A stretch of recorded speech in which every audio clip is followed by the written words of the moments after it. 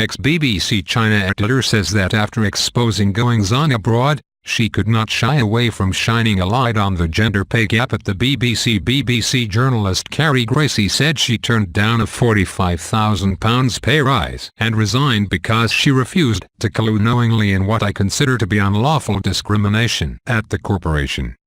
After her highly publicized resignation, the ex-BBC China editor said she had been determined not to help the corporation perpetuate a failing pay structure by discriminating against women. She told BBC Radio 4's Woman's Hour, "I could not go back to China and collude knowingly in what I consider to be unlawful pay discrimination. I could not do it, nor could I stay silent and watch the BBC perpetuate a failing pay structure by discriminating against women."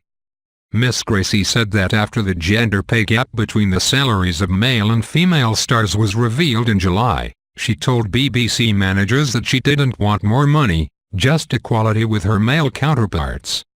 She said, "My pay is £135,000. The BBC offered to raise that to £180,000. However, I was not interested in more money. I was interested in equality, and I kept saying to my managers that I didn't need more money, I just needed to be made equal, and that can be done in a variety of ways." Garrie-racie, who was interviewed by freelance journalist Jane Martinson due to broadcasting impartiality rules preventing show host Jane Garvey from doing so, said she became frustrated by the pay rise offer made last October. She said, "I didn't feel that it was a solution. I felt it was a divide and rule, botched solution that would not make the BBC better. And I do love the BBC." In a letter published earlier, addressed to the BBC audience, she explained that she would be returning to her former post in the TV newsroom, where I expect to be paid equally. On the issue of whether pay should be slashed, she told Martinson, "I believe in public service broadcasting, and I do think, as you will have seen from my letter, I do think salaries at the top are unacceptably high, both for presenters and stars of various kinds, and also for managers actually." But she said did not have the information to enable her to say what needs to be done, criticizing the BBC for being a secretive organization on pay, which she added makes it difficult for women to know whether the corporation is applying the law in individual instances.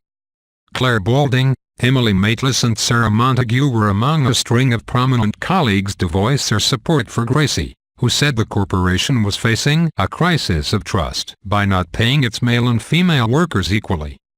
Ms. Garrie-racie told Woman's Hour, "I didn't want more money. I wanted equality, and there was still a big gap between myself and my male peers." She didn't name those male peers, but they were presumably her international editor counterparts. John Sopel, the U.S. editor who was revealed in July to earn £200,000 minus £239,999 a year, and Middle East editor Jeremy Bowen, £150,000 minus £199,999. Explaining the reasoning behind resigning from her BBC China editor job, Ms. Garrie-racie said, "Every day I go out without fear or favor, facing intimidation in China, facing censorship, actually telling the story and shining a light. I am not going to not shine a light when I find a problem in my home organization." The Equality and Human Rights Commission has said it will write to the BBC over Ms. Garrie-racie's claims. The watchdog said it will request all relevant information from the corporation and then decide whether further action is required. "Women have a legal right to equal pay with men for equal work," said a spokesman for Commission. "All employers have a duty to do more to end discrimination and ensure they fully comply with equality law." On Monday, the BBC defended itself against Ms. Garrie-racie's criticisms by issuing a statement in which the corporation said, "Fairness in pay is vital."